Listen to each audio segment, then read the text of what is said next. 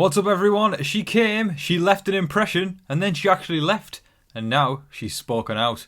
We've got so much to talk about, so welcome to your Big Brother update. Okay, folks, now right before we get started, if you haven't already and you want quick, concise and fun Big Brother updates on your YouTube feed, make sure you hit that subscribe button and also hit the like button as well as the bell icon to get notified every single time a brand new upload goes live. Alright gang, we're going to break this video down into two parts, and two parts of one video of course, and one side of things is the Us Weekly article that has been published with an interview with Paloma, which she said some very choice things and interesting things about Taylor in there, and then the less official side of things, some comments she made on TikTok which have definitely caused up a stir. So folks, here we go, let's read some key bits out from this Us Weekly article. She says, no $750,000 was worth the cost of my mental health. Okay, that's a good start. I respect that. She says, it's crazy how people jump to conclusions with the whole racist bit. Taylor and I are actually good friends, so please keep hyping her up. She's a queen, in capital letters. I'm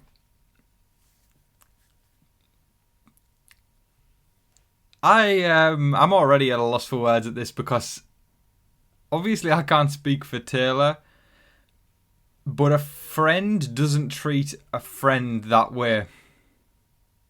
The way she did. Right? That's just my take on it. But anyway, her and I became actually very close towards the end. The thing is, they cut the beginning clips and ran with it, she claimed. I told her and I didn't want to hear it in the last episode because I was exhausted and I knew our girl, hear that, our girl, well enough that it didn't even matter because she's just trying to play the game. Either way. Remember that reality TV isn't always real. I'm always rooting for boss babes. Never going to try and tear a strong woman down, and I was extremely straight up with her for the first days when we didn't mesh. She spent nearly every single day she was in there tearing her down. There's no way around it.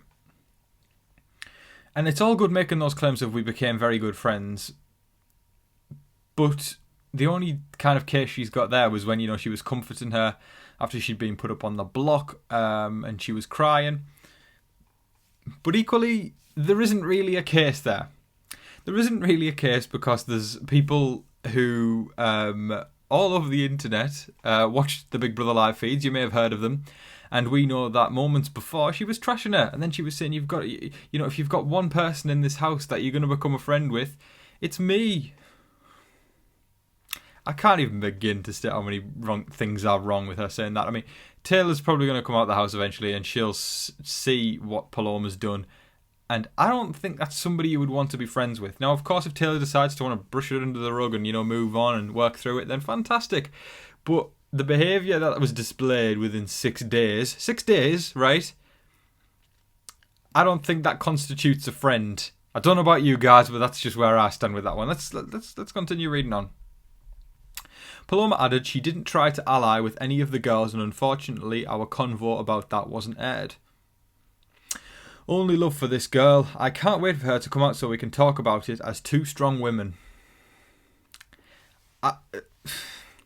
I could have predicted Paloma was going to go down that route of, you know, this wasn't aired, you don't see everything. And it does get worse when we get to the TikTok stuff, which we'll get to very shortly. But that kind of resonates there very much with the whole, you don't see everything, you don't get to, you know, you don't get to see what we see and stuff like that. If anything, do you know what, the feeds have been up this year more than any amount of time it has the past couple of years. So that one's a little bit of a tough excuse to get through. So it says, yeah, okay.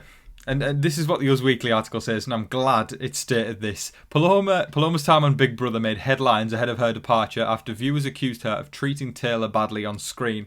In an episode, Paloma was heard referring to Taylor as a lying bitch. I am so glad that it's got these comparisons. That Us Weekly is saying, this is what Paloma said, and now she's saying, we're best friends. I can't wait to talk about it as two strong women. Anyway, so then she says, bro, I've tried to be compassionate towards her. She's such a bitch to me. She has not talked games to any of the girls. Paloma told several of her co-stars, noting that she made attempts to bond with Taylor in the past. So that's obviously what Paloma said when she was in the house about Taylor. And she also said her personality just rubs people the wrong way. And she lacks, most of all, self-awareness. Last time I checked, I've never said that kind of thing about a friend. And I don't think you guys have either. And if you have, you're not a friend. You can't make this up. You really cannot. She continued, she can be a snake in the garden. She will stab you from the back and make you a turkey club sandwich. Okay, I see it. I'm a girl's girl and I love strong women. We play a similar game, but I'm playing it better. Would a girl's girl say that? And if you wanted to empower other women, obviously I'm not a woman, but I feel like this doesn't take a rocket scientist to figure this one out. If you are a girl's girl and if you love strong women, you don't talk like that about them. It's funny how she said all these things in the house that we're quoting now, and then all of a sudden her interview says, we're friends and all this kind of stuff. It's just, yeah, I don't know. Yeah. I'm finding myself at a loss for words because I've continued to say throughout this video, you can't make this stuff up, and you really can't. It's crazy. But that's pretty much it on the Us Weekly article. That's the main point there of that one. Of course, it's online if you all want to find it and actually read the full article where they go into depth on a few more other things. But those are the key things I wanted to pull out. But of course, we've got to talk about the other side of things, the TikTok comments. Alright, now some TikTok comments came to light from Paloma since she left the house. This was before the Us Weekly article actually came out, so this was a little controversial to see her saying all this stuff. Someone had done a TikTok on Paloma, and Paloma had obviously commented on this TikTok. This person who then saw the comments said, look, Paloma's commented on my TikTok. Here's some screenshots, and she shared them with Twitter. Now, she says on one of the comments, she says, "Just want to say seriously, thank you so much for this. I genuinely lost touch with reality because my brain went into overdrive and I had a mental break." So that's good that she's explained that, and I've talked about constantly as well. In previous videos about Paloma, I really hope she is okay mentally, because mental health is no joke. I hope she gets the help that she needs, and I do hope she's okay. However, it does not excuse being mean to people, being quite clique-like, or bullying essentially, and ostracizing someone. It is not an excuse. I do hope she is okay, like I said, but it is not an excuse and it shouldn't be swept aside. We can't just go, oh yeah, Paloma had some mental trouble, so hey, let's just forget it. It doesn't matter, it doesn't matter that she made Taylor cry her eyes out, from her being totally by herself. It's important, like I say, and I hope she gets the help she needs, but it does not excuse the behaviour. But anyway, someone put, so this isn't Paloma, someone commented on the TikTok, "I love her. The drama, literally the show will get boring without her. Hilarious commentary. The tea is good every morning. # save Paloma." And Paloma replied to that comment, "Thank you guys. While it was comedic, every joke became a cry for help for me to get out of there. Mental health is worth more than 750,000. All right. Now let's talk about the one that caused up the biggest stir. So she says, and this is on a different post, "Oh, you were nice once upon a time. I hope you can realise this is reality TV and they spin a narrative. Take care of yourself, girl." Now that's the one that people have been talking about. That's the approach so many people come out with when they leave the house to go, you don't see everything. You don't see everything. They spin a narrative. Do you know what, right? And I said this on Twitter and it actually blew up, and I was glad it got quite a lot of likes on it. Smooth moment to plug my Twitter, folks. Follow me at TV Talks with Tom. The narrative that Paloma talks of actually saved her. It saved her from looking even worse. And when I say even worse, I mean the truth. It saved her from the casual viewers who don't watch the live feeds. It saved her from looking as bad as she actually looked on the live feeds. We just talked about there in the Us Weekly article, the things that we were talking about with her saying that, she lacks self-awareness, calling her a bitch. And then she says, you don't see everything. We never saw any of that on the episode.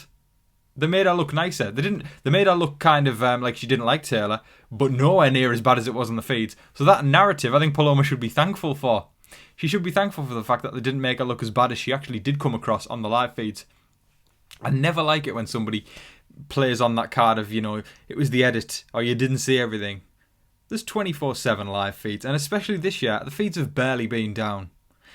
Past couple of years, they've been cutting every single second, but this year, you can tell the producers have really made an effort to try and keep the feeds up because they've seen people complaining in previous years, which is fantastic. And as a result, saying that the narrative spins things, it's no ammo at all. It doesn't work because we saw what Paloma was really like on the live feeds. As all of your Big Brother updates for today, folks. I thoroughly hope you all enjoyed watching. Please let me know all your thoughts in the comment section below. Definitely an interesting one to talk about today. To me, it seems strange to call somebody a friend that you've said such horrible things about, and to. So, yeah, when Taylor didn't even say any of those things to Paloma, so I don't know. Taylor seems like such a genuine, honest, down-to-earth, lovely, endearing girl, and I've got so much respect for her.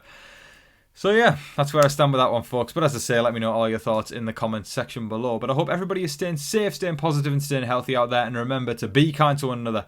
But in the meantime, please don't forget to like, share, comment, and subscribe. Do all of that wonderful stuff. But until your next Big Brother update, I've been your host, Tom Vasey. Good night.